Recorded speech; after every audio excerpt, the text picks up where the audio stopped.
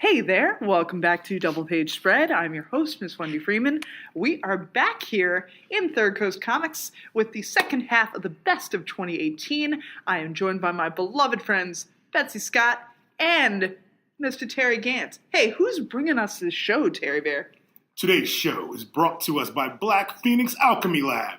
Their body blends with a dark romantic gothic tone. Perfume line of 12 lashes from Krampus. The 8th lash is matted fur, oak moss, and clove. The 11th lash is snow and black leather. But the first lash is Austrian black amber, wood smoke, frankincense, and terebinth. But the 6th lash is red leather, chocolate, and black pepper. Ooh. The 10th lash, the 10th lash, let me tell you, is bitter almond, cacao, black cherry, patchouli, and labdanum. Can you stand it? Can you stand it? Get on in here. So BlackPhoenixAlchemyLab.com. Go check it out. They also have another line called The Four Snowmen of the Apocalypse. I should have you read that one for our next episode. Bring it. Bring it. The 4th snowman on the 4th day of Snowmas.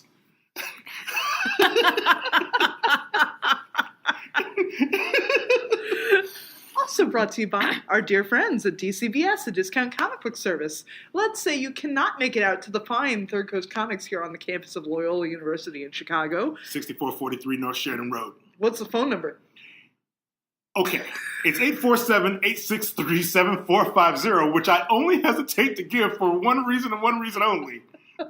You should email me if you have questions at Terry, Terry, at thirdcoastcomics.com. Third Coast Comics all spelled out. Look, if you have any random questions about Double Page Spread, about anything we say, you should just call that number. Text that number. I prefer you text it. That's the hotline. That's usually Double Page Spread hotline. Just say, hey, Terry, I want to know about something Wendy Freeman said in episode number 12. 100%. Text it. Text it to that number. He will make it. You will get an answer. You will get an answer. I promise you will get an answer. Please text it. But if you can't make it out to Third Coast Comics, dcbservice.com. All right, so we left off at number 5. As you may recall, I was very angry at my co-hosts because they didn't have enough. They didn't have enough comics in your That's not true. That's not true. No. We weren't aware, dear fans at home. We were not aware that we were doing a specific top 10, and we certainly didn't put our things in order. We just kind of made a list, so we just came to talk comics. Wendy was incredibly organized. Now, here's the thing, though. My point is that we both had a comic up on our list, yes. And so I just included mine right away, right there. So that's the reason why I'm only down to 4, because it's technically I actually did 6 last episode. And somewhere in here, Betsy's going to think of another one too, and that's going to work out. I know it's going to happen because I've been friends with Betsy for a long time, and Betsy always thinks of a thing. Once we jog Betsy's memory, it's going to work. Is Betsy going to think of a thing that you put in her box that she's like really unhappy you put in her purse? No, because Betsy's already bought their comics for the month. And there's nothing new in Betsy's box tomorrow. Yeah. Betsy's box is clean. It's empty. All right, Betsy's got the cleanest box I've ever seen. Oh. Terry Bear. It's beginning to look a lot like Christmas. The 4 snowmen of the apocalypse are right in Betsy's box. Snowmen. The snowmen of the box. And she was staying between these 2 episodes. We had to take a break to watch some death metal drumming and some wrestling. That's right. That's right. These are Third snowman of the apocalypse. Snowman of the list. On my list, next up which is a comic that I did not know was a thing. Like in one of our comic book meetups, we do like a comic book meetup discussion group here at Third Coast Comics every 3rd Saturday of the month. And a guy that normally I don't listen to anything he suggests because he's kind of a crazy person. This dude mentioned this book like beginning of the fall or whatever. And I was like, what? That book's a real thing? And I went and found it, and holy crap, I love it.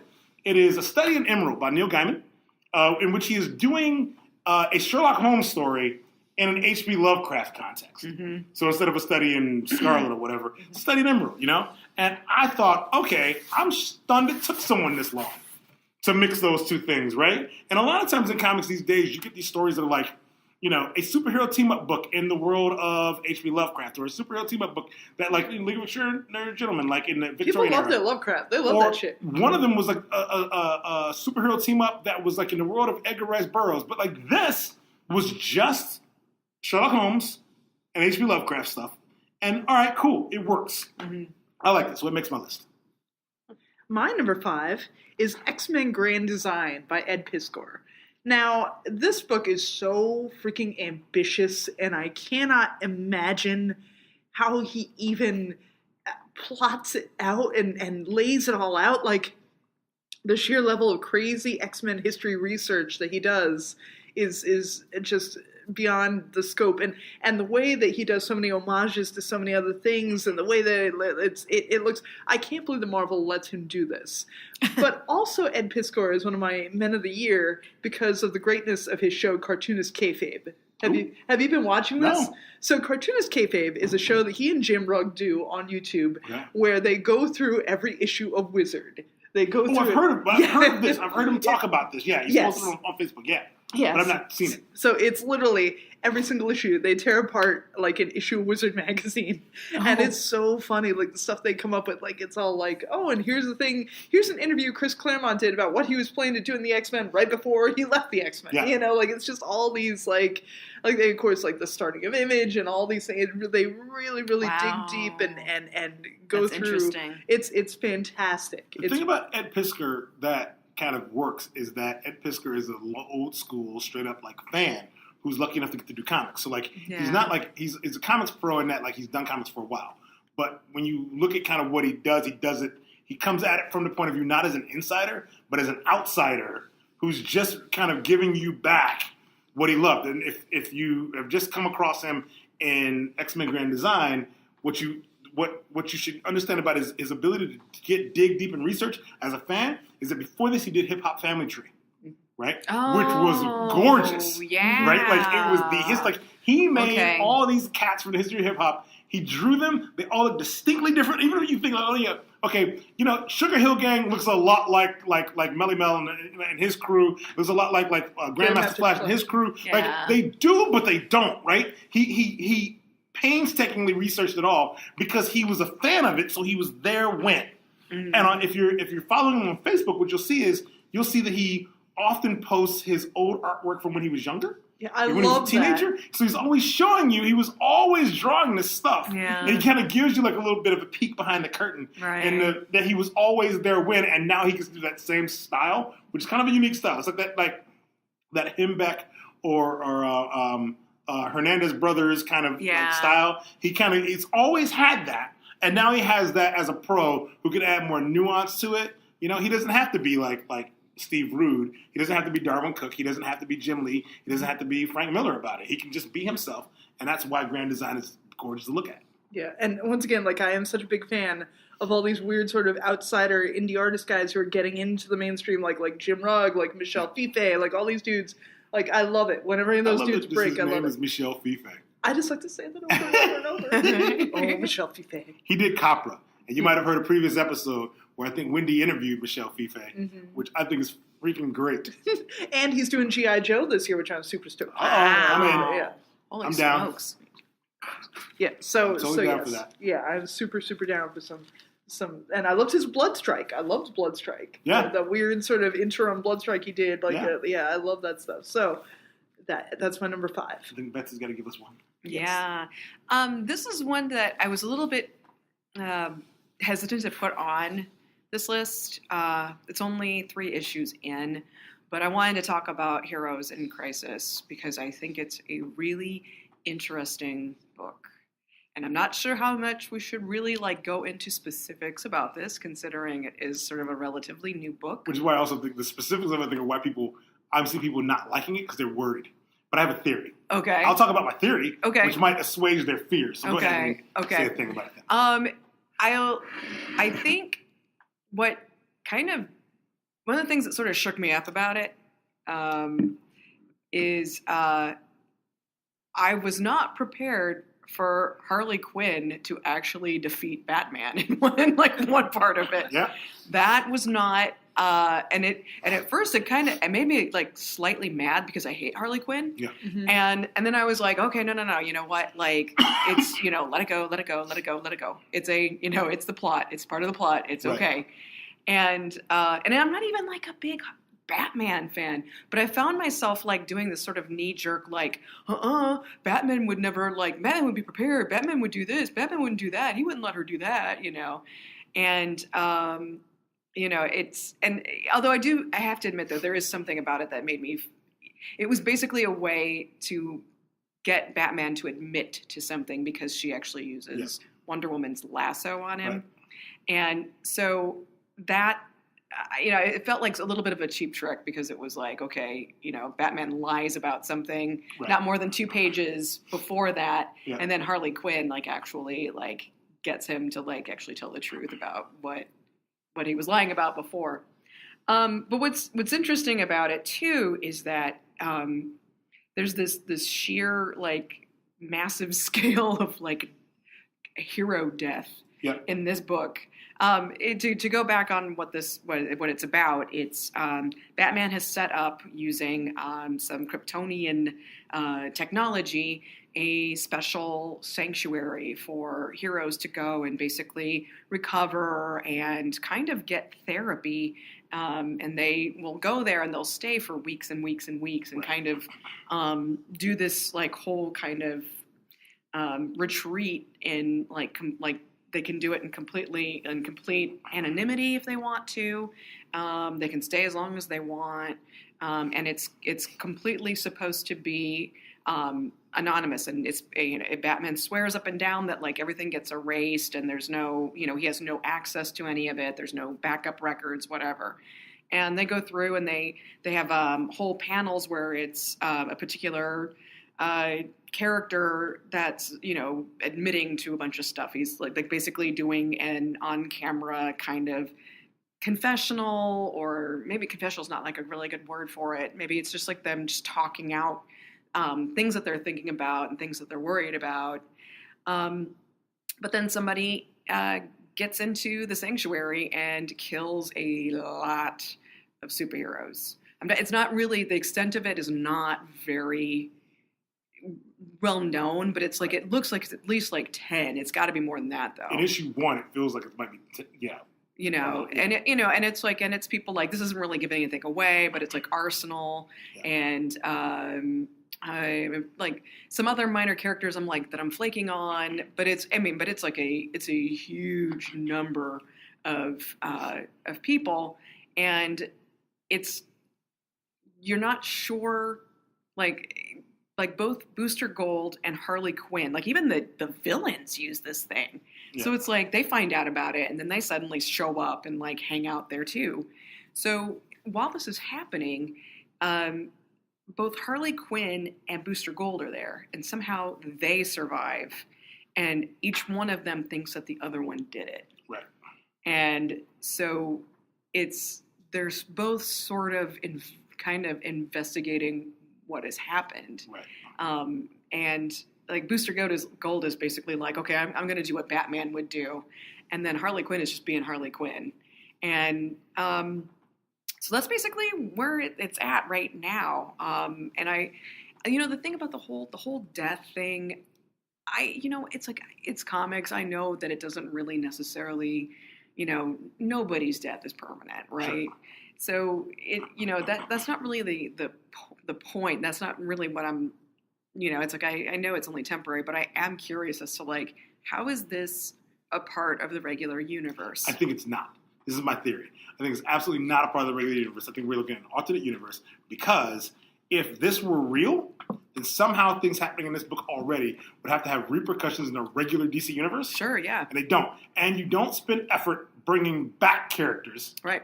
You wouldn't have spent last year bringing back Wally West. Right. To kill Wally West a year later in Heroes in Crisis. Right. You just wouldn't do it, right? But you would do a thing where... Was he killed in the first issue? You saw a Flash with a red costume and silver. That's what it was like. I couldn't remember if he was... That's the reason why I didn't bring him up, because I was like... This is why people, I think, are upset about Heroes in Crisis, because they're literally looking at what's on the page and thinking, you're killing my guy. Right. Because think of the number of fans who are like kind of that like not Silver Age, they're like the Bronze Age Right. guys are their old school dudes, Right. and the next guy is their legacy guy. Right. Like, there's a number of people who like Wally West is their Flash, and Bart is their legacy character. Okay. Think about that. And Yeah. a lot of the characters who are like kind of dying in this Mhm. are sort of like characters that old school fans either don't care about. Like there's an issue where Citizen Steel, they Yeah. find him dead. Yeah. And I'm like, whoa, hold on a second. I was hoping you'd bring Citizen Steel back. But I think to myself, nah, so far, there's so little reaction to this in every other DC book Right. that I have to believe this is like Earth 57, right? Okay. And on Earth 57, Batman, Superman, and Wonder Woman got together to do a holistic thing that makes sense for superpowered heroes, of which they're counting Harley Quinn because of Suicide Squad, Mhm. right? But if you're a villain who's trying to work a thing out, Mhm. and you say, I'm willing to try this thing, you get access to Sanctuary, Mhm. right? And when you go to Sanctuary, it doesn't matter who you are and why you're there as long as you want. Like that whole thing. And, like, and that's obviously very you're not cool. supposed to like you're not supposed to, part of the rules is that you're not supposed to sit there and like fight with each Right. other and whatever. You're Absolutely just not. there to like to just basically chill out and And work they- out your issues. They also kind of do a thing where your surroundings are set up by you with the Yeah. Kryptonian technology. You shouldn't even encounter other characters. Right. So this is why Tom King had a good year, because what he basically did is he came up with a way to do a thing that is something that PTSD sufferers would probably all benefit from. Yeah. Can I remove myself right now from your world Right. so I can get myself better to deal with your world? Right. Right? He created that for superheroes. Comics have always had somebody who's like, Dr. Midnight, my favorite dude, is always Yeah. like, I'll patch you up if you're broken, Right. right? Any number of guys have done books where it's like, okay, well, I'll talk to you about your problems, Daredevil. Right. I'll talk to you about your problems, Nightwing, right? Like lots of guys have done that, but not a lot of guys have done, you can come here to this place, put the robes on, take your mask off, and just Or actually talk put about, on a different mask. yeah, put on a different mask and talk about being punched in the face by Batman all the time. Like, yeah. this is cool. So I think it's a different universe. But fans might have a hard time seeing that because they just see their favorite dude lying there bleeding every Right. issue. And it was like, and I can understand that it's like, because it is so like, it's like, wow. I mean, Yeah. it's like a lot of people. And it's usually one of these things that would be like a major event. Yeah. And that whole like, everything changes and it's a huge, And that's like, not part of the ongoing. tagline. That's and not it's part of the sales for it at all. It's And not you at know what it is? all. Worlds will live. Worlds will die. Right, yeah. Yeah. It feels like it's like one of those things old school back in the 80s when you just made comics and you told a story Mhm. and then motherfuckers had to explain it later. Like, Yeah. how does that square with this? Heroes of Crisis feels like that. And That's it's cool. and he has a point. I know he's going some like, Yeah. and it's like obviously the overarching story has to do with with, as you were saying, like PTSD and just that the whole idea of like that this is kind of a messed up universe that these people are living in. But I think as far as like just from like a pure story standpoint, I know that there's some twist coming, and Did you not I'm read really this one, Wendy? I didn't know. I Okay. didn't read it. Wendy's going to spend a week reading this and going to go, holy shit. Well, it's funny. It just sounded really depressing, so I figured, like, I'll get to it eventually. I've heard of Mr. Miracle, which depressed the hell out of me. So I'm This is kinda depressing like, different. This is yeah. depressing different. Oh, There's a okay. lot of action in it. And it's dark, but the art style, because I think it's Michael Janin drawing it, like the art, it's light. And it's a lot I of like to that say like Mikhail 9-panel Yanin. stuff again too. a lot of 9-panel stuff. Isn't it So- Mikhail Yanin? Is it Yanin? I like to say Mikhail Yanin. I like saying Michael. I just said Michael Janin. I just got tired. I It don't. might be Yanin. Yeah, I don't know. Maybe we're both wrong. This is back when I didn't know Brian Stelfreeze was black. Like, this is when you discover it later. Like, God damn it. You know? When I met Yildiray Cinar, like at a con one year, Uh-huh. I figured, yeah, he's a white guy. His name was Yildiray Cinar. Ain't too many brothers named that, right? Mhm. I walked up to him and said, where are you from? Thinking he was like going to say France. He was like, Turkey. And I was like, oh. Like, I had no other response. Like, suddenly everything became so clear he was Turkish. And I didn't know Olivier Coipel was black. So I met him one day and was like, wait, you're Olivier Coipel? Right, because you think he's like a sexy French dude. Right. Right. I thought he was going to be like 75 years old, right? Like the way he drew and like just scratching shit across the page. I thought, nah, I'm going to meet Olivier Coipel. And that motherfucker's going to be like an 80-year-old fucking French white guy, like living on a mountain. Well, and my favorite thing is that there are actual like two authors named Christopher Priest. Right. There are One two is Christopher a, Priest. like one is a, like a white English dude. Yes. One's like a black comic book writer. Yeah. Yeah. And they used to on their websites have a link to each other's like Yes. website where it's like, Make it easy. if you're looking for the author of The Prestige, go, You go to here. this guy, yeah. You know? You want that guy that wrote that dope ass Falcon miniseries under the name of Jim Owsley? Go here. So, What was next? 4. 4 for me. Yes. All right, number 4 for me. I'm going to switch it up a little bit because I'm going to put The Prince and the Dressmaker now.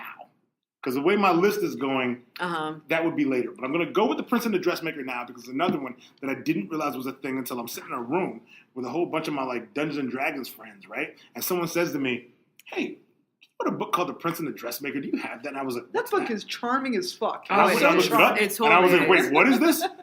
And I accidentally, this is one where sometimes you make a mistake as a retailer trying to put something in your store and you order too many and you freak the fuck out because nothing's returnable, you guys. Like if you didn't know, like if I want 4 of something and I accidentally order 40, I'm fucked, right? I wanted maybe 4 copies of The Prince and the Dressmaker. One day, 12 show up because it was back ordered. Oh, And I kept forgetting I'd ordered it. So I kept like doing a thing where somehow I would send another order, not realizing I'd already done this and it went through because like, my computer would freeze or something, right? And I opened up a box one day and there's 16 copies of The Prince and the Dressmaker here. Oh my god. And I'm like, ooh, oh. So I'm saying to my friends, "Hey, didn't you guys want The Prince and the Dressmaker? Everybody I know come buy one. What the hell?" Yeah. And then I read it and I was like, oh, hold on a second. And as it happened, I had like a couple speaking engagements like on campus here. So I would go to classes and talk about comics that you can get your, Loyola has this program where you're doing early childhood education classes and you are like basically as student teaching, you're just going in and teaching in your freshman year. So have some of that. And I meet people who are like education students Right. and they're interested in using graphic novels. And I just start pointing out stuff, and The Prince and the Dressmaker keeps coming up every time I'm talking to people. And every time I describe this book to somebody, somebody bought this book. This book was given away as gifts. It was bought by people who wanted it. It was bought by fans on Tumblr. Like, people love this book. And I read it, and I was like, this works. This book, more books like this. This is what it is. I'm trying to explain to people the fastest growing segment in graphic novels and in comics is this young adult, diverse, like kind of like left of center thing because it is filling a hole that comics has avoided for decades. Right. It works. Prince and the Dressmaker was dope. Also, it was just so endearing. Like it was just like this relationship with this woman making these dresses for this prince, and like everything was just so like. And every time he put poofy one of and, these dresses on, that persona he took on, it's like he became his true self. I was like, all right, I'm down. I'm down for that. Because it wasn't just like the prince was wearing a dress. Right. It was like that character suddenly, and this is real life too, because when you feel like you're yourself, Yeah. whatever your situation might be in this world, when you feel like you're living as you, whoever you may be, people gravitate to you because that works, Yeah. right? Like, let people live as them, and we don't have these problems, man. Sure. Get your ass out of people's lives and let them live like they need to live, and we're good. You know? That's not even code, America. You know? Like, Isn't this the same book though that also has like patterns in it? Like, Yeah. and, Yeah. like, Yeah. you know, which I think Yeah. is also really which cool. another book on my list is a similar thing to that. Yeah, for that reason, yes. It's very cute. It's very endearing. It's such a nice book. It's Yep. so nice. I like that. So my number 4 is a book that's not as nice, but still enjoyable. Oh no! Man Eaters. I looked up at the board and I saw what it was. So, Man Eaters by Chelsea Kane and Kate Nimchek. I think I That want to sounds say about right. Nimchek.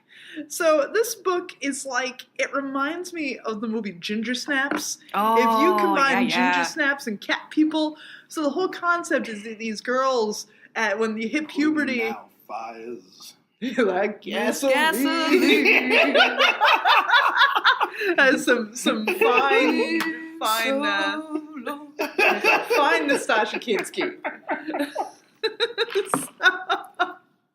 So Man-Eater is like, once you hit puberty and once you start getting your period, like, you can turn into a giant cat and kill your whole family.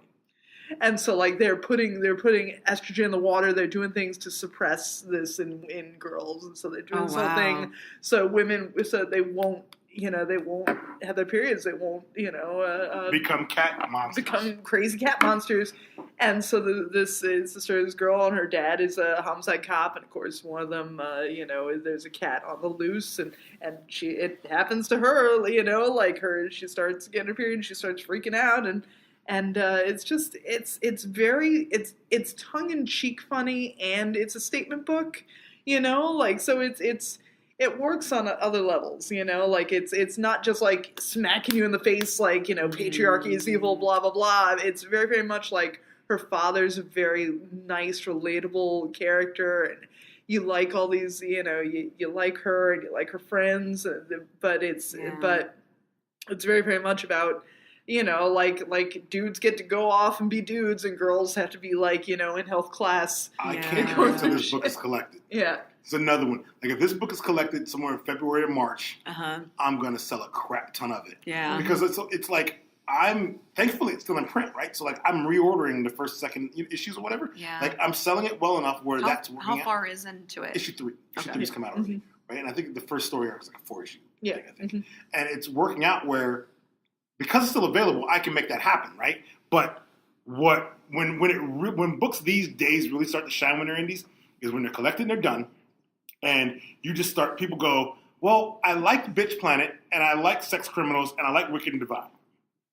Here's Maneaters. Yeah. And they're like, oh, my friend needs to read this too. Yeah. Like when America Chavez, when her book came out, I had somebody come in, buy every issue of America, and then when the trade came out, they would come by every couple of weeks to buy extra volumes of the trade, because they knew people who weren't comics people who needed to see this thing happen, right? Well, how cool is that, too, by You know the what I way? mean? Yeah. Like, this works. When people tell me that, like, Marvel did a thing that people just don't like, and when they get around to just telling good stories and not trying to, like, make everything political, when that happens, I call your bullshit. Right. Because, truthfully, things are different now. Yeah. Right? There's another half of this market that just they don't buy in traditional ways. So when you find people out there who are like the Robin Hoods of comics, who are just like swooping into comic shops being like, I need 4 copies. More like the Johnny Appleseed. That's what I was going to say. Robin Hood is stealing That's comics, what I was so let's not be the Robin Hood of say. comics. If they want to steal comics, I point out the stuff I don't need,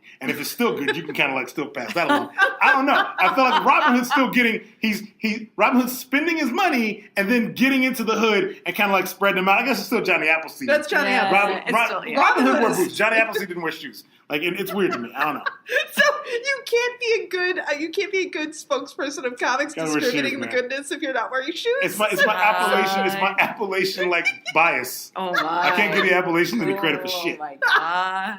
I'm from the Poconos, sir. As a mountain folk, I take offense. If you go back to like Panther Property, and you have an armload of comics, and as you start spreading them out to people who appreciate it, that will change my mind. We should road trip back to Panther Property. Yeah, we will do that. It's on a map, you guys. It's called Panther Property. What are you Didn't we talk about this? Me, you, and Elliot? Didn't we show you this? On looking at Google Maps? We were looking at Google Maps, and there's an area near your hometown, which I won't say on the internet in case you have stalkers. Oh, no, you can say I live in Tobyhanna, Pennsylvania. That's right. Somewhere near Tobyhanna, there's a place on the map called Panther Property. And I don't know what's there. It looked like gravel. It was also gravel property was also near there. Oh my God. I think I certainly lived in gravel property. So, you're number 5. I'm going to go with something that I read as collected, not as like in single issues, and that would be Monstro Mechanica. This is another one that Terry pretty much just said, here, take this, you need to read this. And I was like, what is this? And he basically said, it's a girl and her robot. And it's like, well, okay, yeah, that's pretty much up my alley. It's actually about Leonardo da Vinci. It's an alternate history where he's more of an engineer rather than an artist, and he makes weapons. And he makes weapons for different factions, and including like the Pope, and and he's playing all of these different factions against each other, trying to get basically the best deal for his stuff. And he has a female assistant, and he's also made an automaton, this giant robot. And it's a kind of a wind-up robot. And the assistant is supposed to basically erase the memory of the automaton every night, but so that it doesn't keep its memories. And Leonardo gives her this sort of like bullshit answer where it's like, I don't want him to have memories of just being at war all the time and have violence. And really what it's about is to keep it like docile. Right. And because it learns. Yes. And so her point is that she wants it to learn. So she doesn't like erase its memory every night, and it's starting to learn. And, right at the end of this like storyline, it's just pretty much able to like mimic her, but it actually is starting to make its own decisions.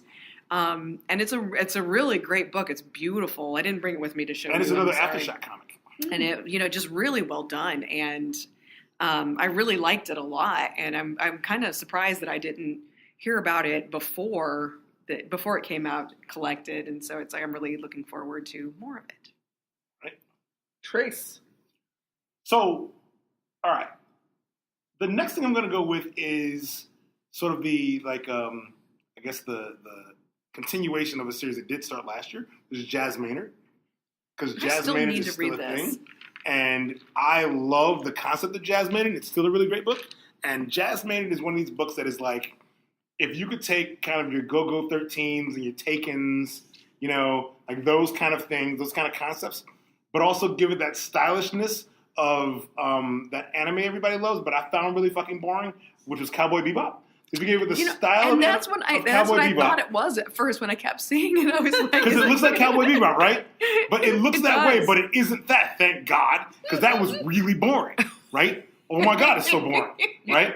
But man, like but all that like kind of that Hong Kong action caper stuff in a European style. Book is gorgeous and cool, and it's violence. There's an artistic flow to it when you have to have the violence, and when you aren't having the violence, there is a way in which everything's rendered. Like there's a way in which the backgrounds are drawn, and there's a way in which like the characters have that distinct. Like European artists, like they have like some of these guys, these Italian cats have like this. I mean, this is done by Raul and Roger, whoever the hell they are. Right? They're so cool. Spanish they do not their last names. It's called the Barcelona Trilogies, Volume 1. So I'm guessing maybe they're Spaniards. I didn't look them up. Maybe he's like Roger. Right, possibly. Entirely possible. So like this book was on my favorites of last year, and because they did a second volume, it's on my favorites of this year. Man, like if you want to like see some unique shit, my gripes are that I don't like kind of oversized, off-size kind of things as a retailer, because it becomes like, where do you put it in your shop, and also where do you put it on your bookshelves? Right. But it's not that much bigger. It's slightly oversized. Does that come out in single issues, or does it only come out in that? It does. It comes out in single issues. Yeah, my shelf life of it in single issues ran its course at Volume 1. Okay. Right? First of all, I'm going to buy this because I like the fact that the corners are curved. Yes, it has rounded so corners. Nice. It's rounded corners on its right top and bottom. I feel like I'm reading a book from Battlestar Galactica or something. Oh, where everything's cut off, the corners are cut off. Solid, man. And this is a Lion Forge book, and this might be the first Lion Forge book on our list. Yeah. And this is again where like a lot of like. We've talked about the Heroes in Crisis of the world and the Mr. Miracles, right? But there aren't that many like straight up mainstream big two books on our list. Yeah, Domino is, Terrifics are, right? But like Plastic Man, kind of, but like really, there aren't really that many. I had Hawkman on my list, but and we talked about Mr. Miracle. Yeah, but for the most part, our lists are indie heavy. Oh yeah, because like that's where the coolest stories have been told in the last couple of years. Mm-hmm. They just have. The most like sort of talented and deep ass things have come from these zones, and I really dig it. So I'm a big fan still of what's been going on in Jazz Maynard, and I would suggest that people run out there and get that shit. My next one is Murder Falcon. Murder Falcon. Murder Falcon. Yeah, Daniel Warren Johnston. This book is fucking bonkers town awesome. And it's this dude, this kind of chubby metalhead dude who used to play in this band, and he's a shredder guitarist, but he hasn't played in a long time. And he is just befriended by this enormous falcon who is here to kill monsters, and he wears like cargo pants and a bandana, and they drive around in a van, and he has to shred on guitar, and the Murder Falcon has to murder monsters. Yeah. That's awesome. So it's literally everything you could ever want in life. It's Murder Falcon. It's Murder Falcon. Not even a joke, yeah. And they got a drummer this week, so that makes it even better. Awesome. And they're doing, now this is the first time I'm going to mention a cool thing about variant covers. They're doing this thing, and I discovered this a little late in the game, so it's hard for me to take advantage of it, but they're doing these variant covers in which artists are producing variant covers for Murder Falcon based on classic metal albums. Oh, Yes. How fun. Yeah, That's awesome. so that's kind I of cool. loved it when during the New 52 when they had like those themed like alternate covers. Yeah. That was like, you know, The classic movie ones. the movie I love ones or the those. pinup ones. Those were And all great. They still Yeah. do it now, but like every month there's like a different cover theme that Marvel and DC both do. But now that they do it all the time, there's nothing special Oh about it. yeah, Right, I know. right. But I mean, Yeah. at the time, those were really fun. And I can't really chase variants because it just drives me ape shit. Yeah. But this is what people have been actually asking for. Like, hey man, if you find one that's that Pantera cover, you find one that's that Oh, Slade that's right. cover. There's that Judas Priest one I saw. Yeah. There's some really cool ones. I love that. So everything about the concept and the execution, it's just a great book. It's just his artwork just blows me away all the time. In the sense of like what you really need to talk to your retailer about when it comes to stuff like this though is you need to be on telling your retailer about this stuff early if you want those kind of things though, because by the time we find out about it, if that issue's already shipped, a lot of times you can't get a variant, right? I'm not a variant believer in general. I don't believe in the 1 to 25, 1 to 50 Yeah. cover thing unless it's literally actually special, right? I don't think that doing a 1 to 25 on issue 3 makes any sense at all, Yeah. right? I'm just not a believer in that, and I don't think that doing 20 variant covers for issue 1 makes a lot of damn sense. You know, I feel like if I were a publisher, I would only do variants if I could find a way to do a themed variant with something that really mattered where everyone could take part in the damn thing Yeah. and maybe also learn something. But I'm also not a publisher. But if I were a publisher, I would find ways to not like fuck your fan base or even your retailers, but making a retailer order 75 damn copies of a book just to get one fucking variant. That's just stupid. Yeah. Of an issue 12. Oh, okay. The next two are actually ones that I've really talked up a lot, especially at Comic Book Meetup. And so the next one is Abbott. This is one of these ones that kind of hits a lot of sweet spots for me. It takes place in the 70s in Detroit. It's not quite blaxploitation because I don't feel like it's exploitive. You know, it doesn't have that kind of like over the top.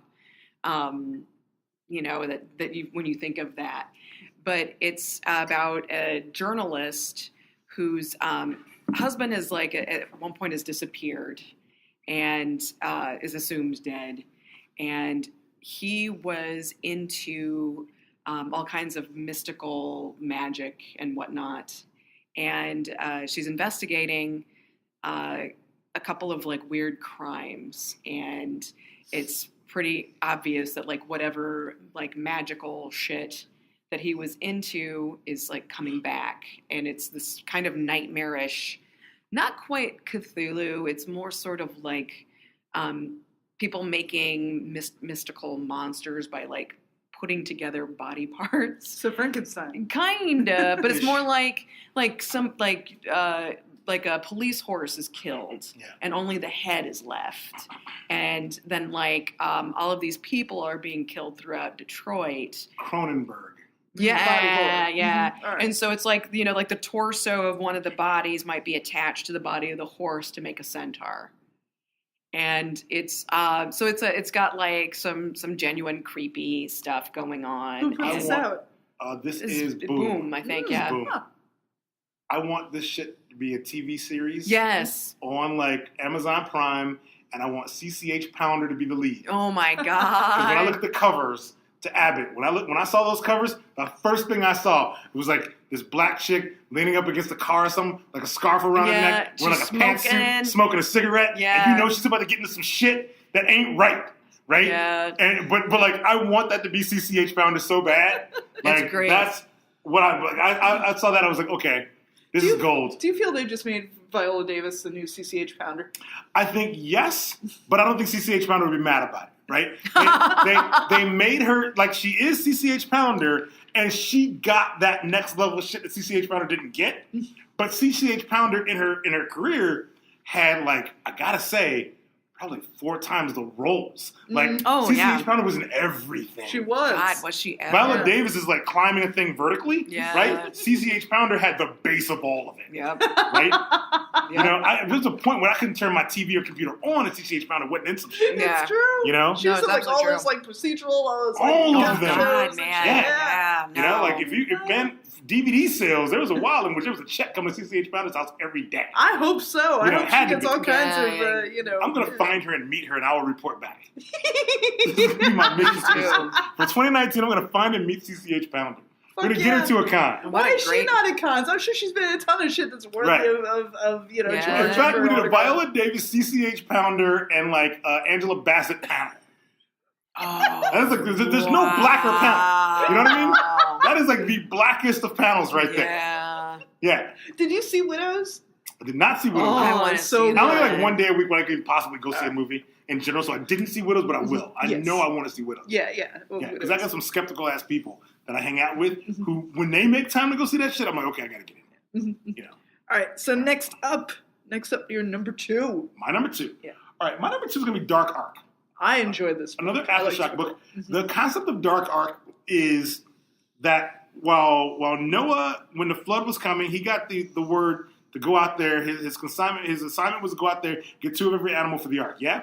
But then somebody had to gather up the manticores and the gorgons and the fucking all the monsters, all the vampires. Right. Somebody had to find those monsters and build a ship for them. Right. Because they couldn't be allowed to die. I mean, they were supposed to, but someone was like, nah, that ain't right. Those manticores didn't do shit, but whatever manticores do. They were the PETA of biblical ark building. You know, somebody's got to save the evil alpaca of the monster universe, right? What about the evil llama? You know, that kind of thing. Chupacabra. Right? So someone had to do that. The Krampuses. Yes. Someone's got to save the Krampuses. And so someone did that, right? And hijinks ensued. Which is literally how I sell that book every fucking day, right? I don't know if this might be in my top 5 things I sell every. Really? Good for you. Good for you. Because its trade sells itself, and I love it. Like a lot. There's books that I will sell because fans want it, even though I think it's bullshit. Anything with Deadpool, right? But then there's books that I sell like nobody's business because they're great concepts that people go, tell me when there's a number 2, right? If I put Black Monday Murders in somebody's hands, right? They're hooked. They're in, right? I put Dark Ark in somebody's hands, they're in, they're hooked, right? And comics should be that way, right? It shouldn't have to have Spider-Man and Wolverine. It shouldn't have to have Batman. It should be a thing where someone goes, why didn't someone think of that 10 years ago? Yeah. You know? How is this not possible? Garth Ennis should be kicking himself right now. This wasn't his idea. I know. You know? Right? This is that. So that's Dark Ark that's where it made my list at number 2. Holy crap, Dark Ark. Good job, you guys. I second this. This. My number 2 is The Weatherman, which you had already brought up, Shirtless Bear Fighter.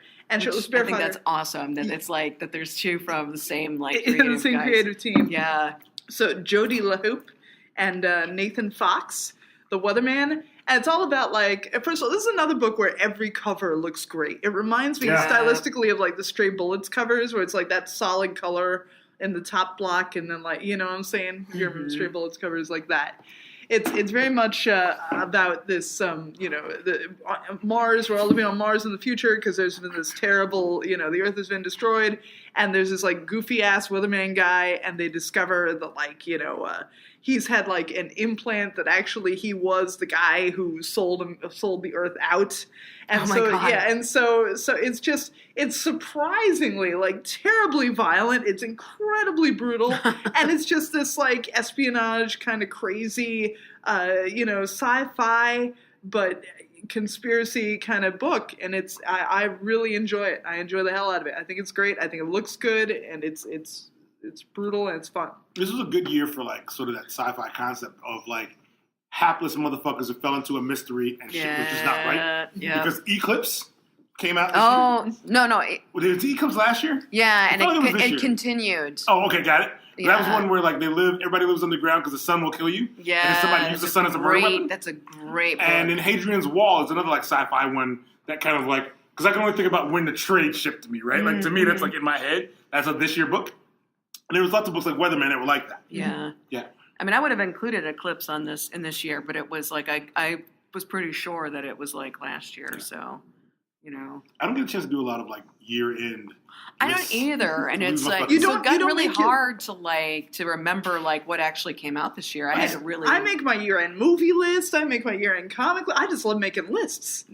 I love doing drafts. I don't know that I like making really lists. fun, which is right? a different kind of list. Yeah, really, like when you think Stakes about is High. On Stakes is High, me and Troy, I do a podcast called Stakes is High, and me and my podcast partner Troy Hunter, we talk about all kinds of random shit. We talk about things that we're into, but we don't do like a year in.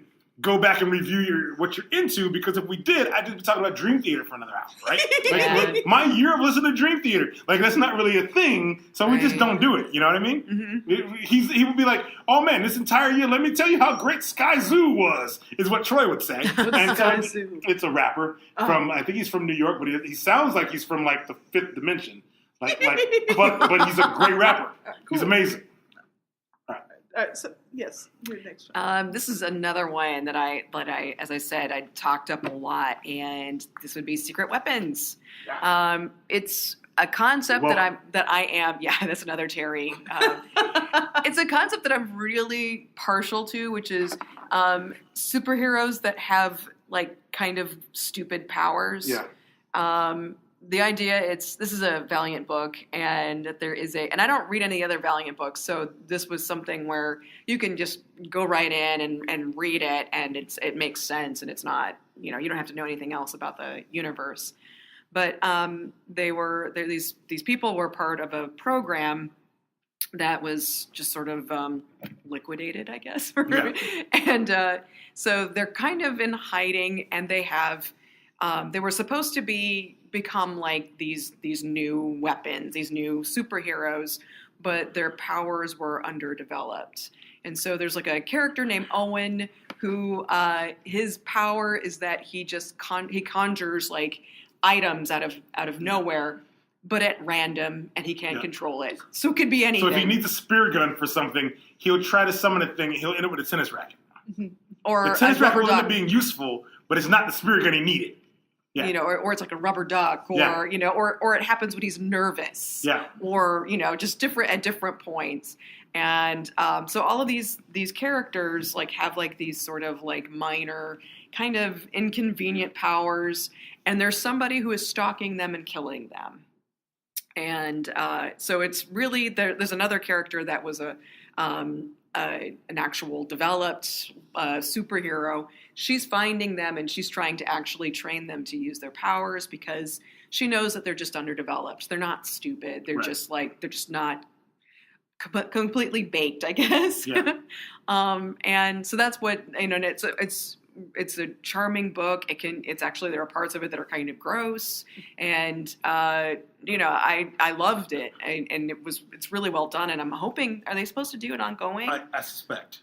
It's only like is it 4 I say that issues, because 5 like, issues? the way Valiant seems to do books is when you think you're only in for 6 issues, suddenly it's an ongoing, right? And it's pretty quick, Like nothing just goes at Valiant and dies. Yeah. Shit goes to Valiant, goes on for 3 years, gets canceled, comes back for another 3 years. Well, they just wrapped up my Ninjak, my precious Ninjak, and I'm like, well, they've got to still do something with that. Right. Because Ninjak was hot shit. Yeah, You watched all the YouTube movies? I did. I watched all these. I loved it. I was in there. Well, everybody's all busy with like getting all into what Thanos is doing, what the secret is behind the Infinity fucking war bullshit. Like Valiant's putting out these YouTube movies. Yes. They're literally with decent budgets that are like these trailers for things. Oh my god, And they're that's gorgeous. so fun. I love They're it. so cool.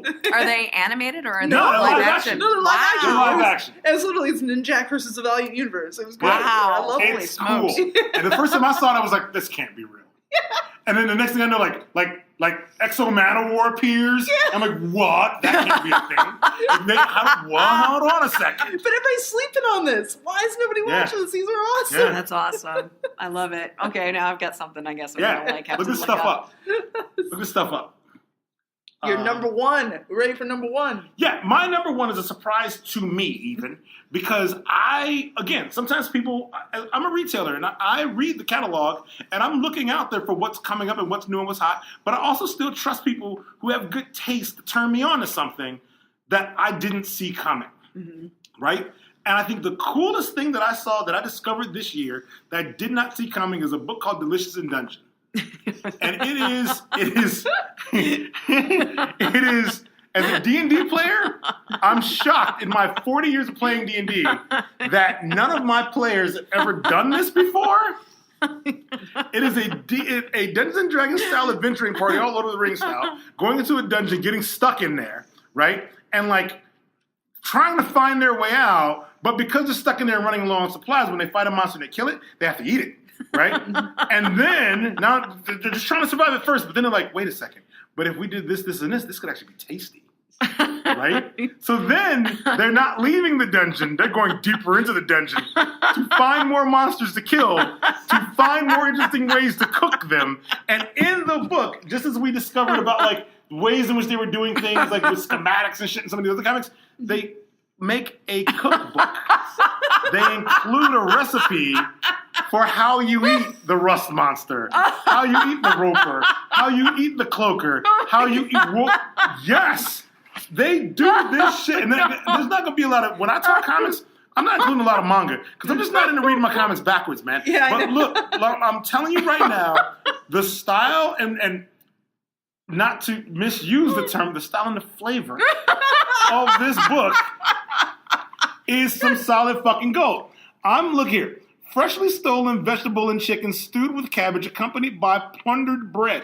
Now that's an easy one, right? Because they did have to plunder the bread, right? Yeah. That is a thing. This is volume 2 I'm looking at, because I stay sold out of volume 1, y'all. Like, y'all don't even know. All right, here we go. So, we have treasure insect nest jam. Ingredients: treasure insect nest with eggs and larvae. Water, there needs to be like apparently 50 milligrams of water, sugar if needed. There's coin bug crackers, ingredients: coin bugs, as many as needed, salt to taste, oil to taste. Pearl centipede skewers, ingredients: pearl centipedes, 2, salt to taste. That's the easy appetizer-y shit. There's a dragon or something like a dragon. But what do you like substitute if you don't have like? Man, if I want to make a dinner party, you got to go through your cabinet, go to your freezer, and be like, wait, what do I have? That's interfaith holy water. They have a recipe for interfaith holy water.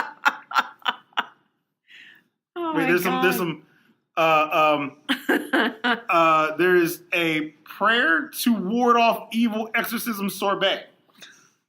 Ingredients: it serves for interfaith holy water, 500 milliliters, which is like, it's like kind of 2/3 of a bottle of Jameson. Right. I'm glad that we can only relate to things in terms of JMO. Go on. Right. There is 1 sturdy jar, 1 sacred cord and rope. If not available, use regular rope. 5 or more ghosts. That's endearing. What was that one manga that was like the cook-off one that was popular like last year? You need to talk to my friend Dr. Light. Dr. Light can tell you. Well, I only remember like hearing about it. I didn't actually read because it. it's manga. Yeah, I'm not the one. I'll just make up a name and it will sound right. Mm-hmm. There is a court cuisine full course meal involving pumpkin soup, edamame, and white fish saute, roast duck. That's in here. But like probably when they're eating this, they're like, oh shit, we got to kill a monster to make this just right. And then they go deeper and probably kill a wyvern. Because this is what they do in this book. And it's great. Ooh. Whatever this is, they trap something in a cage in this, or like a box. And they're sitting on it. It's got claws like a crab or some shit. So whatever they're going to do, it's probably going to be delicious. Because this is this comic. Oh my god! And this is the coolest thing I've seen in a long ass time. Where they're going hard, like on giving you a concept that is like Iron Chef and Dungeons and Dragons at the same time. You know, yeah, Kelpie oil soap. They make soap out of a Kelpie. Because why wouldn't you make soap out of a Kelpie? I guess. I don't know. That's awesome. Delicious in Dungeon. That to me is the coolest damn thing I read all year. My number one. I have a tie at number one. I have the safe, the safe answer, which is Mr. Miracle, because we all like it. It's critically acclaimed. Yes. It's depressing as hell. It makes me glad I don't have children. We all loved Mr. Miracle. It was great. But the real book that I loved this year, and I've mentioned it on several episodes, and I will mention it to anyone who asks me, my favorite book of the year, the thing I kept returning to, is My Boyfriend is a Bear. by Pamela Ryban Sure. and Kat Ferris. And it's just so freaking adorable and charming and wonderful. It will And make you wish you had a boyfriend that was a bear. I would like to. You would trade in your boyfriend for perhaps one who is a bear. I would certainly do that. Yes, yeah. Are you Yeah. suggesting that, Terry? I'm not suggesting anything. Not at all. I'm not bringing real life into this podcast about imaginary things. I'm not suggesting that. Perhaps I'm I just need saying to go. it's a thing people would do. Yes, perhaps I should go back to the Pocono Mountains to Tobyhanna, Pennsylvania, and go and find myself a bear. A boyfriend who was a panther in panther property. No, that's a little too dangerous. Perhaps you think The bear the is bear is very thoughtful. The panther's not cuddling. The panther's not That's cuddling. true. No, I mean, he might. If he's too busy biting and scratching, I don't want less of that, more of the cuddling. So yes, I mean it's this whole problem of like, how does she have this relationship with this bear? And he follows her back to the woods, and she has to introduce him to her friends. Oh my God. She has to, and so the whole time she's preparing. She knows that he has to go hibernate. Like, what is she gonna do when he goes to hibernate? Meanwhile, like, he's learning to love craft beers and he's doing shit, And For her. yeah, for her. And meanwhile, he's still a bear, So it's like she has to deal with this reality. Does the bear talk? No, No. oh no, he Bear is doesn't a talk. bear. The bear does not talk. He's a an bear. actual bear. He's Yeah, not- he's not like a magic bear. He's like a Yeah. bio mega or whatever that book Yeah, was. he's With a bear not- and a Oh, shotgun. yeah. He's not a zombie hunting talking bear. No. Oh, okay. He's not anthropomorphized. He's just No. a bear. Yeah. So that's why I'm super into it. Yeah. Give me more interspecies love Right. stories. My boyfriend is a dude I haven't met before. Like, unlike dudes I have met before, and he has to go away to the army or something. Mhm. But he's actually too nice for the army. What do I do when he's gone? All my friends actually like him.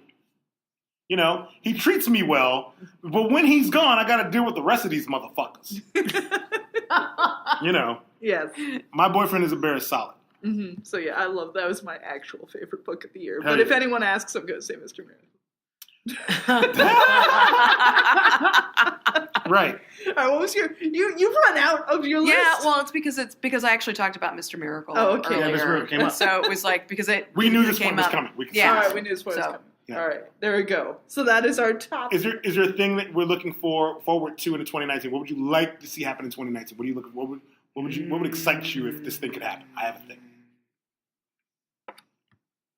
Well, actually, you have like a poster up for it. I'm not sure is it necessarily exciting, but it amuses me so much that I'm really interested to see. Oh, I know what that is. I was like, posters. I have a 250 square foot comic shop. I ain't got a lot of room for posters. Where could you see the poster? Now I know it's on the door. Yeah, Okay. I know no, this is. Go ahead, all right, it's go ahead. there's two things coming out of that. One is Dial H, another Dial H comic. Which that new 52 dilation It was great. awesome. Was so great. But there's also the Wonder Twins book. There's all So now- of those books from Wonder Comics look good. Now, They first of all, do. They do. none of us talked about Snagglepuss, and that was Mark Russell. That was like his big book I didn't of talk this about year. Snagglepuss. Yeah, none because of us talked about Snagglepuss. Part of it was because there's a thing with me where I can tell that a comic appeals to people who hate comics. Then I just go the other way. Oh. Like it was the folks coming kind of looking for Snagglepuss that disturbed me a little bit. Oh. Like something like this was the only comic they were reading all year. Oh, Snagglepuss my. was the one. I was like, I get it. Like this book is a good, clever ass book of like the DC the Return to the Looney Tunes and the Hanna-Barbera characters. Yeah. Some of those were brilliant. That Some of Batman them- Oh Elmer god, Fudd. the Elmer Oh, Fudd yeah. one was like Oh, holy dope. smoke. It was like again, Tom King. It was Yeah, like I mean, yeah. it was like he totally thought that he was supposed to take it seriously. Yeah. And then everybody else was doing just like straight up Yeah. Looney Tunes, and then he was like, wait, what? I had couldn't to have done read. Looney Tunes? I had to read the Bugs Bunny meets Legion of Superheroes one, and not bang my head into a CTA bus. I liked Aquaman and Jabberjaw. Jabberjaw, I yeah. like that one. I liked All of it just frost my nards, man. Like I just come on now.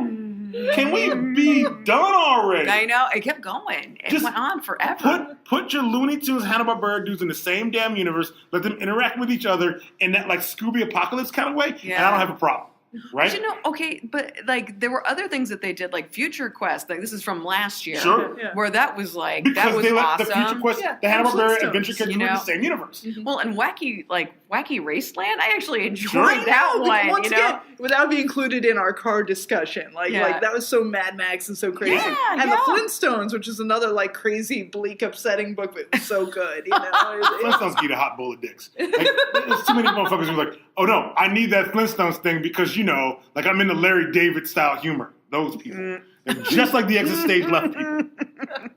What's the Exit Stage Left people? Exit Stage Left people were people who don't like the guys that I kept encountering were folks who don't like comics, but this was the comic they would like. This is what the Snagglepuss thing you mean? Yeah, that's because it's called Exit Stage Left. Yeah. Oh, that's okay. Snagglepuss Chronicles. Yeah. Because like whatever. All right. There are things I'm a hater about America, and I will hate proudly when I can hate. So let me say, 2018 was an interesting year. I also feel as though I should have like listed all of the artists and writers who died this year, all the important comic people who died this year. But that'd be another thing. So many. But also, 2018 was an interesting year. It was definitely the year of Spider-Man. Like he had that emotional moments in Avengers, and then you had that hit video game. You had Venom did really well. People are loving this Into the Spider-Verse movie. Yeah. You had Ditko and Stan Lee both passing away. Like it was kind of like everything this year was so within Spider-Man. months of each other. We lost the great Steve Ditko. Yeah. So it's very, very interesting how, like, from the beginning of the year on, there were a number of Spider-Man related things that were super big. So yeah, it's true. It's true. Yeah. This is one of those years. I feel like every year there's a list of people from back in the day we're gonna lose. You know what I mean? Like, of course. I kind of get like, I know it's coming, right? Yeah. The thing that I felt this year was the strongest and biggest sort of telling thing about the way the direction the industry is going to go is that there were a lot of books. The indie market really stood up and got more creative. Yeah. And still found some traction. Yeah. The thing that would have worried me is if this were a year in which Image and Dark Horse and Boom would have gone through a contraction. Right? Gail Simone became like some major creative force at Lion Forge this year. Like, again, I said it earlier, the fastest growing market in comics right now, the place, while Marvel and DC are trying to figure out how they can still squeeze money out of white dudes older than 45. Well, they're still trying to figure that out, right? Someone out there knows that there is a market between the ages of 15 and 25, or 15 and 35. Right, that are male and female, that are people of color as well as Caucasians, right? That are gender fluid, right? That these things matter to people, and all of these folks read.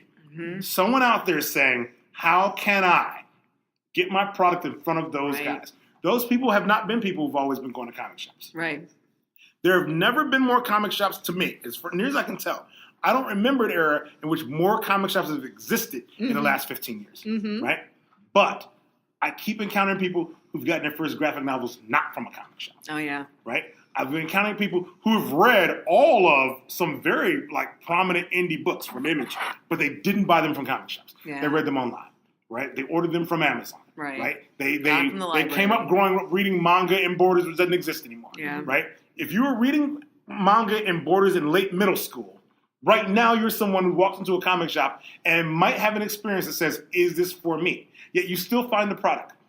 This is why the indies are growing the way they're growing, because while the market share might be a Marvel and DC market share still, there's product going out there, right? And if you're not trying to sell Wolverine and Batman variant covers, if that's not what you're doing, right, you will find great talent, right? Because I was saying to somebody just last week when they were talking about where new artists and writers get jobs, how they get new jobs at Marvel, how they get jobs at Marvel and DC. And they don't. You start through Kickstarter. That's it. Right. If you're an unknown, Kickstarter's your way. Yeah. But if you or are just a plain old web comic, how many people have successful, But if Marvel and DC are going to hire you, the first thing they ask is, what have you already done? Right. If they can see you've already done a thing, you have a better shot, right? And the indies is where that first thing happens. If you want to know what the next big thing is at the big 2 in 5 years, you better look for what that hot shit is right now that no one's talking about. What's that underground thing right now that's selling like 22,000 copies a month? What is that? Because the only way Marvel is selling 175 copies of anything is if they put out 5 issues of X-Men in 1 month.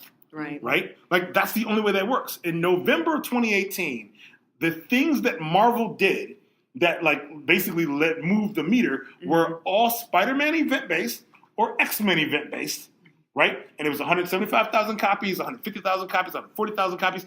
Yeah, it's a lot of fucking copies, but they also spent a lot of promotional effort behind that, right? But here comes Eve Ewing with Ironheart that sold 42,000 copies, right? And those people who were buying those X-Men books, they didn't know who Eve Ewing was, right? The people buying all the Spider-Man event books had no idea who Eve Ewing was. How do you sell 42,000 copies, right, of a title, and you're like an indie, like African-American like kind of adventure writer chick with a following on the internet from the south side of Chicago, I'm assuming. Oh, is Because I'm she? black. I'm black and I'm from Chicago. You're just using so everybody you're from just south side, right? assuming. Right, I'm just assuming. But like, how do you pull that off? You pull it off because you have a fan base, you have a following that is not a traditional comic book reading following, and you still pull 42,000 copies without doing anything X-Men based or anything Spider-Man based. Yeah. That's significant to me because when that gets the trade paperback, that is longevity right there. Yeah. And, Those sales will travel. and with a new character. Yeah, but Yeah. the character's only been around a couple years. Yeah. Right? So to me, like a lot of what we're talking about are these titles and these publishers, they're putting shit out by these creators are doing these things, and in a couple years, they might be at the big 2 or big 3 or big 4. Right. They might be there, right? And we're going to be talking about a big 3 because Image doesn't say no to shit, Yeah. right? Yeah. They don't say no to anything, right? Well, as long as you can produce, as long as you got the whole thing in the bag and you can prove that you can put it out there, it doesn't have to be good. Yeah, well, you're getting paid on the back end, so This they is- don't care. Right, But, and this is kind of how this is shifted, right? There was a point, if we'd have done this show like 3-4 years ago, there might be a point in which, like, you know, our top 10s might have had some indie things, but some of our top 10 might have still been Marvel and DC heavy, right? My favorite damn DC book not named Mr. Miracle was Hawkman. Yeah. Right? Like, that's not even a Batman related thing. There's nothing Batman related on my list. Batman pulled his dick out in October. Yeah. And, like, it's not on my list. Yeah. Isn't it funny? Yeah, like we have all the Tom King books except Batman. Right. Right, I know. Isn't that funny? You know? And, like, I think people are missing that is sort of your future thing. My 2019 thing is I am a team book fanatic. And I feel like it is freaking me out. But we're getting closer and closer to 2 things. To DC having to do a book about the Legion of Superheroes and the Justice Society of America. We're getting closer and closer because they keep using these characters in ways, right? Yeah. And I think DC has to be preparing to do a thing that is DC's past and DC's future. Yeah. They're covering both ends because they're sure as hell using them on television, Yeah. right? Like, Oh, yeah. I just watched a 3-part series of like the crossover The Elseworlds thing, thing. the Elseworlds thing, in which Brainiac 5 sure as fuck came and did a thing. Yeah. I mean, he wasn't green anymore, like because he's only Yeah. green some of the time. Yeah. But like, I live in a world in which Legion of Superheroes are referenced on my television maybe twice a week Yeah. somehow, right? Doomsday Clock, Saturn Girl's running around in Doomsday Clock. Yeah. I know this is coming. So my 2019, I hope we get my Legion right. Let's get it done. Yep. Because if this happens and it's not right, I get my bail money ready. Yeah. Because I'm gonna be at somebody's house. Well, and I'm looking for some JSA. Yeah. You know, and actually, you know, something I would love, and we were just talking about this earlier, one of the things I would love to see is, you know, some Starman and some Sandman, you know, because, like, I've been missing some Golden Age, like, Sandman for a really long time. Yeah, and you know how much I love Sandman Mystery Theater. Like that was Right. like that is Yeah, absolutely Gabriel's one of my Wesley Ellis. absolute Yeah. favorite Yeah. comics of all time. Mm-hmm. And it's and when people come in and they're saying, you know, I just like, because somebody just came in recently and was like, yeah, you know, I just started reading the Sandman Mystery, and I'm, oh my god, I'm so proud Because Wesley and Diane are the greatest love story of all time. Oh my god, Yeah. such a It's good the book, middle. such a good Yeah. book.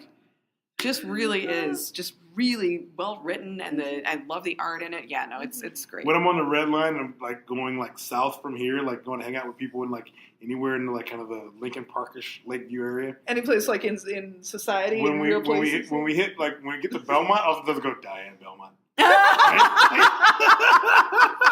That's You know? fantastic. I'm like I was saying in my own head, I'll just say Diane's name. Yeah. It's Belmont, like as if like cities in Chicago, like streets in Chicago, are named after comic book characters. Well, Yeah. the only time I ever saw the sports ball when I went with y'all, and we saw for your birthday. Yeah. We went to go see we the went Cubs to a game. baseball game. Yeah. Yeah. The only way I can relate to anybody is like if their names rhyme to the comic creators. Sure. It's, Yeah, that's true.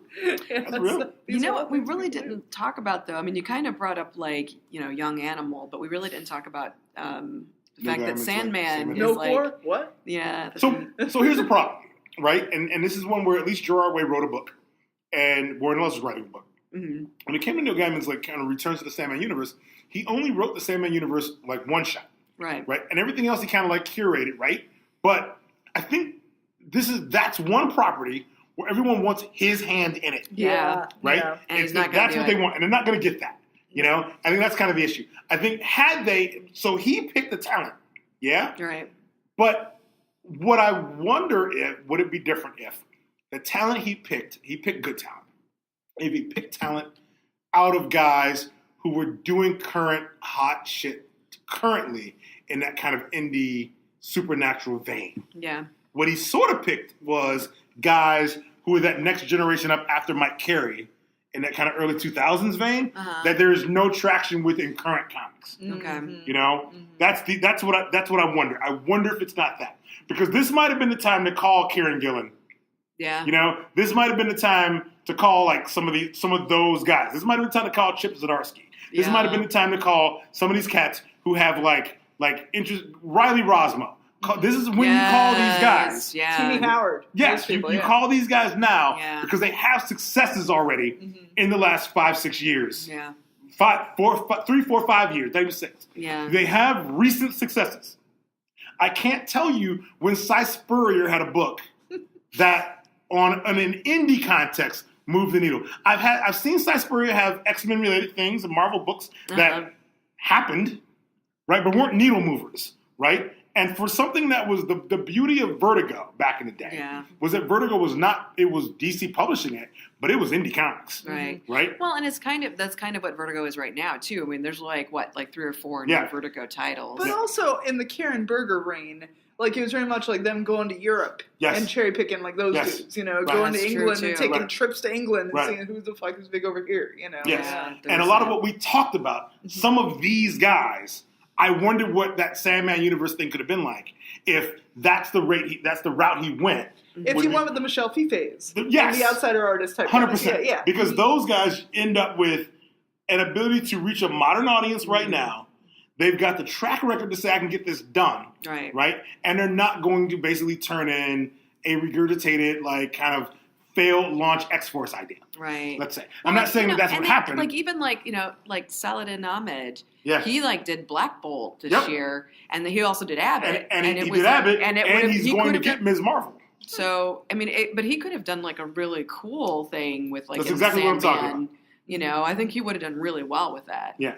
So it's not, I don't think it's going to be like a failure, right? But Oh, this is a no. thing that DC's trying, right? And it's a thing that I actually want to happen in the marketplace. Right. I want imprints that have traction and have depth. Right. I want the Wonder Comics. I want the Sandman universe. I want Young Animal, right? Right. I want the Wildstorm stuff, right? But I also want the talent on those books to represent the cats who have been doing this thing now for the last 3-4 years, who have had success and proven themselves, Right. who deserve that shot to change the face of what's happening up top. That's kind of what I want that, right? And this is kind of a low risk way. I mean, you're not putting them on Batman. You're not putting Right. them on Superman. Right. And if it's like, because if you're worried about those properties and Yeah. sales on those, that's one thing. But if you're like giving them a book like, say, like, I don't know, Books of Magic or something, where it's like the stakes are a lot lower, Yeah. you know, then why not? Why not give it to somebody who, you know, has something of a track record, but, you know, and shows promise. Yep. So, like, yeah, I totally get it. All right. Well, thank you so much to both of you. Thank you so much for coming on and joining me and Woo woo. counting it down. Thank you for having us. Thank you. And Happy New Year. You Happy too. New Year, Wendy Freeman.